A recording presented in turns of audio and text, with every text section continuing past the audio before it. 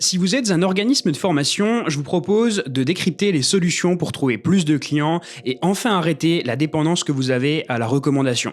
Vous n'avez aucun contrôle dessus, ce qui vous empêche de choisir le chiffre d'affaires et la marge que vous souhaitez réaliser. Edof est mon compte formation. Si vous proposez des financements type CPF, vous êtes forcément référencé sur mon compte formation. Vous pouvez mettre en avant vos formations via Edof. C'est un excellent moyen de se faire connaître, mais la plupart des organismes de formation que nous accompagnons génèrent peu de chiffres s'ils ne sont pas connus via ce canal. Mon conseil est d'optimiser le plus possible votre fiche formation pour y mettre tout le contenu nécessaire et rassurer vos futurs élèves. Le réseautage, c'est à titre personnel le levier que j'aime le moins. Il est chronophage et très largement corrélé au temps que vous passez.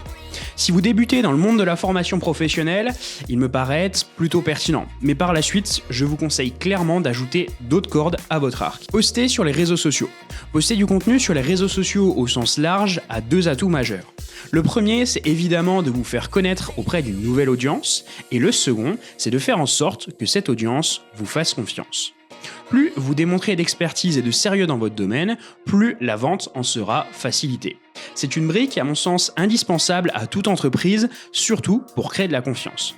L'inconvénient majeur, c'est le temps que cela va vous demander de faire du contenu de qualité, car obtenir des résultats est un processus long et exigeant en matière de création de contenu. Le SEO, ou le fait d'optimiser son site internet pour les moteurs de recherche, est à mon sens une brique intéressante à développer à un certain stade. Si vous souhaitez pérenniser votre entreprise sur du très long terme et que vous faites déjà un CA relativement conséquent, c'est un excellent levier.